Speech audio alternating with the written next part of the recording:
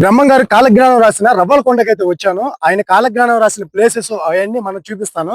అక్కడికి వెళ్ళి చూసేద్దాం. బ్రహ్మం గారు కాలజ్ఞానం రాసిన బావి దగ్గరికి అయితే అక్కడ లోపలికైతే తీసుకుని వెళ్తాను. అక్కడికి వెళ్ళి చూద్దామా? లోపలికైతే వెళ్దామా?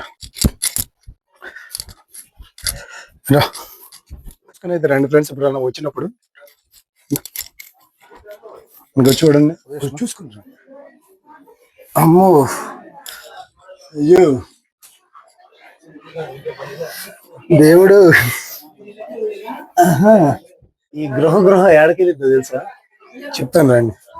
అయ్యో రాహ బండ,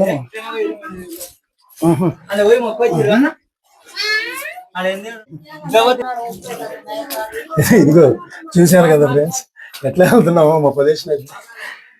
ఇక్కడ నుంచి చిన్నది గృహ అయితే, వచ్చినప్పుడు అయితే చాలా జాగ్రత్తగా రావాలి. ఇక్కడ నుంచి శ్రీశైలానికి మహానది దగ్గర దారి అయితే ఉందంట, అది కూడా చూపిస్తాను మీకు. బాబోయ్, అయ్యో అయ్యో, మహానదికి దారి అంట. ఈ గృహలో నుంచి మహానది గారి దారి అయితే వెళ్ళచ్చు.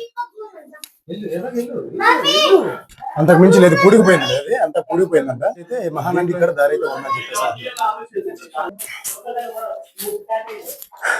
ఇక్కడ వచ్చేటప్పటికి కోనేరు అయితే ఇది పక్కనే ఉంది.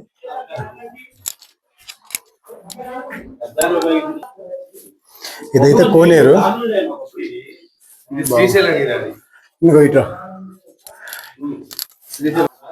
మన శ్రీశైలానికి అయితే దారి అయితే ఉందంట. ఇటు నుంచి ఇక్కడైతే శ్రీశైలానికి దారి అని రాశారు. స్వామివారు ఉపయోగించిన కొలను. అంటే స్వామివారు అయితే ఉపయోగించిన కొలను అంట ఇది. మనం అయితే డబ్బులు వేసాము. కాలజ్ఞానం రాసింది స్థలం అయితే ఇక్కడ మనం అయితే చూస్తున్నాం. ఒకసారి చూడండి.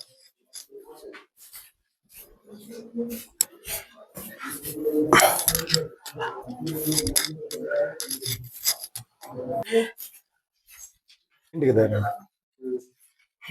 వచ్చేసేటప్పటికి యాగంటికి దారి. ఈ విధంగా గృహలో నుంచి 14 క్షేత్రాలకు దారి అయితే ఉందంట.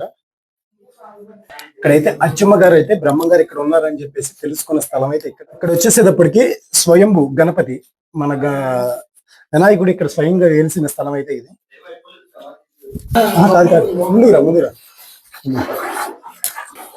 ఇక్కడైతే మన బ్రహ్మంగారు వచ్చేసేటప్పటికి తాడి చెట్టు పత్రాల మీద అయితే రాసిన స్థలం అయితే పక్కనే ఉంది. అది కూడా మీకైతే చూపిస్తాను. ఇదిగో తాడి చెట్టు ఉండే చెట్టు ఫస్ట్ మన బ్రహ్మంగారు వచ్చేసేటప్పటికి పత్రాల మీద రాసిన స్థలం అయితే ఇక్కడేనంట. చూపిస్తాను. ఇంకెక్కడ ఈ దారి నుంచి గృహలో నుంచి అయితే వెళ్ళాలి. తాడి చెట్టుకి అయితే ఇక్కడైతే మనం వెళ్ళే పొజిషన్ అయితే లేదు. అందుకని ఇక్కడ వరకు వీడియో అయితే చూపిస్తున్నాను. మా ఛానల్ అనేది మీకు అనేది రీచ్ అవ్వాలంటే మీరు subscribe and like and share చేస్తేనే కదా